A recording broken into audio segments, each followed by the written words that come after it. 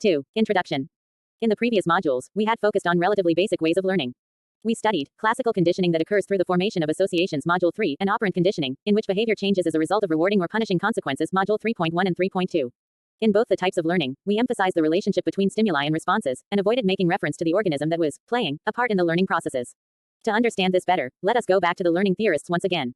The learning theorists usually develop their concepts by experimenting with animals in physical settings.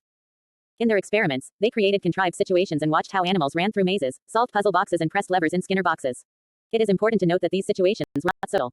Skinner and others then showed that the same principles also apply to learning in social contexts. Just as rats learn to press lever to get food, people learn to interact with others to obtain social rewards. However, over years people have questioned this analogy and contended if human behavior can be equated with animal behavior. Albert Bandura, 1961, 1962, 1963a, 1963b, in particular argues this and states that all learning that we are capable of does not necessarily take place by direct contact or interaction of a person with the environment. In fact, much of the learning actually comes about because we imitate and observe the behavior of others in our environment, or gather information to mentally solve a problem. This type of cognitive learning is explored in this chapter as observational learning. 3. Observational learning. Observational learning is a part of learning that occurs when a learner watches and replicates the behavior of a model. Bandura demonstrated that children learn a great deal by imitating the kinds of models that were present in their environment. He described this type of learning by conducting numerous studies on the capacity of children to learn through modeling. As stated above, observational learning requires a model whose behavior is modeled and imitated. This social model can be a parent, sibling, teacher, friend, TV model whose behavior the learner observes, remembers, and imitates. A social model is significantly important in observational learning because it facilitates cognitive process behavior. It helps the learner encode what they observe and store it in memory for later imitation. Observational learning suggests that an individual's environment, cognition, and behavior all integrate and ultimately determine how the individual functions. Psychology Paper 1. Cognitive Science. To understand this better, let us share Bandura's television viewing experiment. In his 1961 study, Bandura investigated whether children's behaviors would be influenced by those they observed. He investigated if social behaviors, i.e. aggression, can be acquired by imitation. Under controlled conditions, boys and girls aged between 3 to 6 years old were exposed to aggressive models on television. The children were divided into 3 situations. Each child was assigned to one of the 3 conditions, which meant that each child saw the same film but with different endings. A set of children watched on television an adult model behave aggressively, punched, sat, shouted at a toy called Bobo doll. In this aggression-rewarded condition, the model was praised and given treats at the end of the film. Another set of children were exposed to an aggressive model who was punished at the end of the film, and finally the third set of children, which constituted the control group, saw the model neither rewarded nor punished for his aggressive behavior. Source.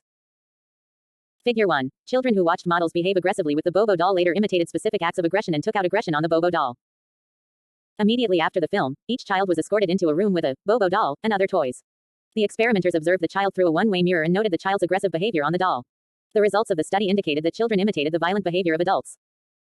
The children who were exposed to the aggressive model being rewarded at the end of the film exhibited around twice as many aggressive behaviors than the children exposed to the aggressive model being punished or to the model that was neither punished nor rewarded. Those who had seen the model being punished for aggression on the Bobo doll exhibited significantly fewer imitations than did those in the other 2 groups. The findings support Bandura's social learning theory, that is, children learn social behavior such as aggression through the process of observation learning through watching the behavior of. Psychology Paper 1. Cognitive Science. Another person. Thus, imitation and observation help people, especially children, to acquire new behaviors. Central to social learning theory is the identification of which types of models and reinforcements are more likely to be imitated. The study also demonstrates that children's behavior was influenced by indirect or vicarious experience. In other words, what they observed of another person's experience left an impact on their own behavior. Observation teaches us the probable consequences of new behavior. We notice what happens when others try it. Bandura calls this process vicarious learning and reinforcement. Vicarious reinforcement also is a cognitive process. We formulate expectations about the outcomes of our own behavior without any direct action on our part. When new behavior is acquired through observation alone, the learning appears to be cognitive. The behavior that is learned through observation may or may not be manifested as actual behavior immediately after observation. When, for example, a child watches her teacher and later imitates her perfectly, she must have relied on some inner representation of the behavior which guides her own performance. Thus, Bandura, unlike Skinner, believes that learning theory must include internal cognitive variables due to which this child had been able to remember and consequently behaved in a certain fashion later. This brings us to the components of observational learning. 4. The 4 components of observational learning. Bandura, 1986, listed 4 processes that influence observational learning. Let us now look more closely at these observational learning processes. Psychology Paper 1. Cognitive Science. Figure 1. 4 components of observational learning. 4.1 Attention. Before anything can be learned from a model.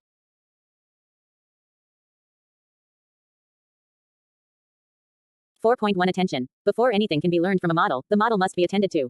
We selectively pay attention to what's happening around us. Models often attract our attention because there are distinctive characteristics of the models that a person identifies with.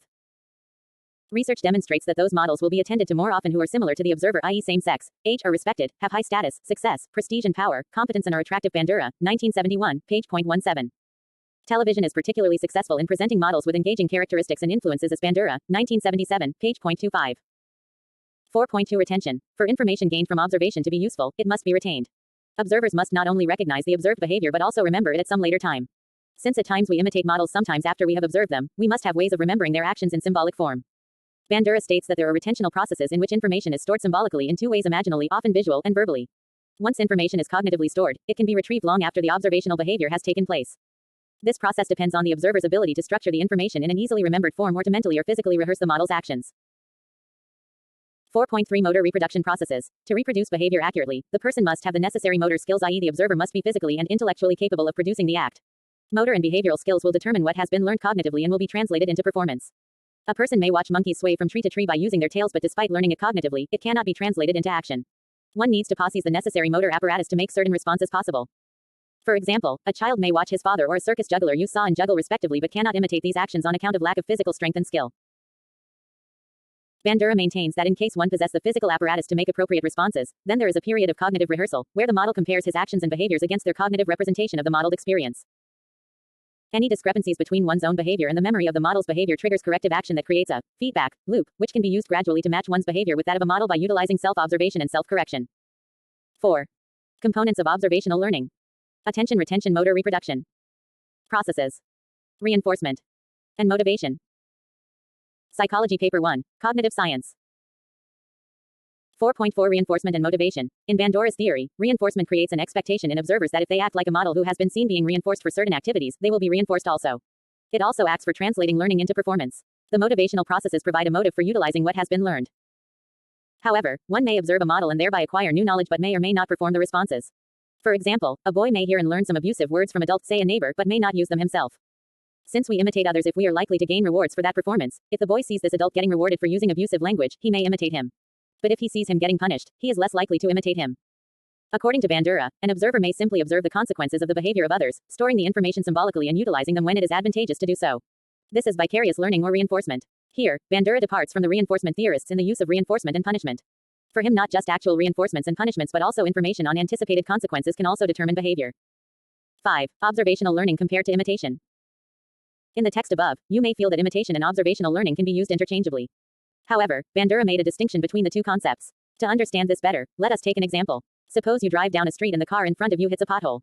Based on your observation of the car, you maneuver in order to miss the hole and avoid damaging your car. Here, you learned from your observation, but did not imitate what you had observed.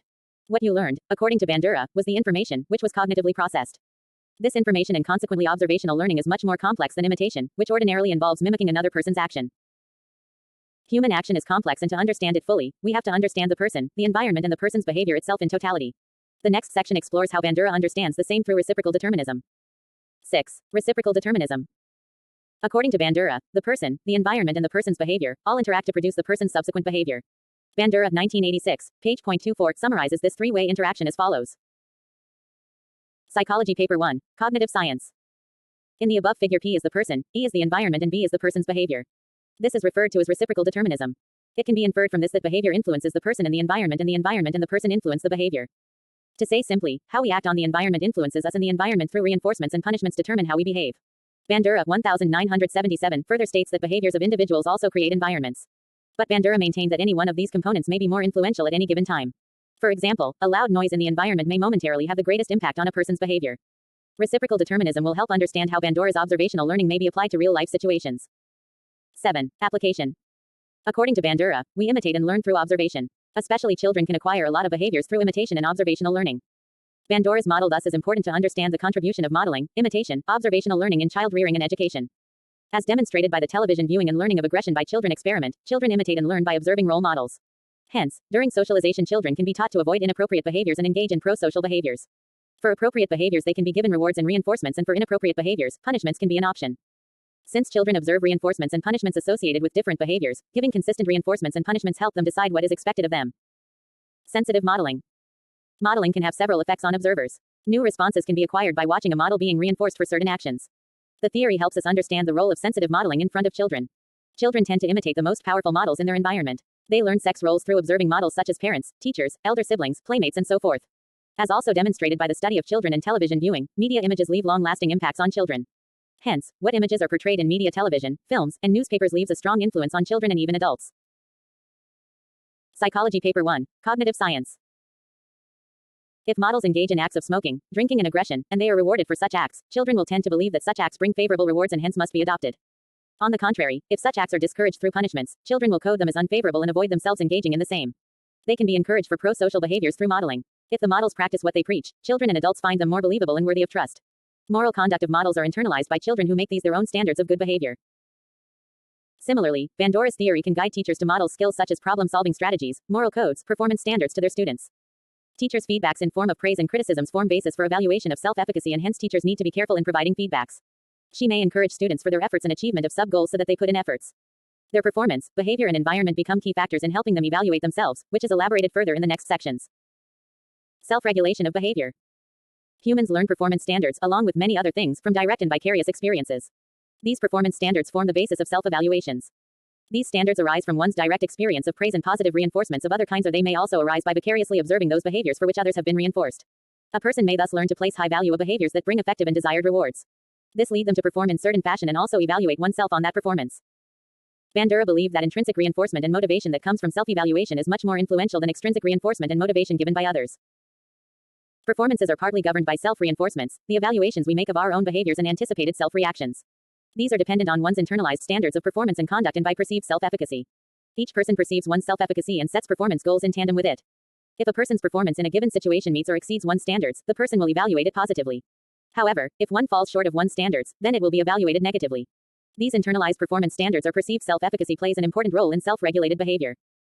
Perceived self-efficacy refers to one's belief concerning what one is capable of doing, and it arises from a variety of sources such as personal accomplishments and failures and motivational factors. Persons with high perceived self-efficacy try more and persist longer at a task than persons with low perceived self-efficacy.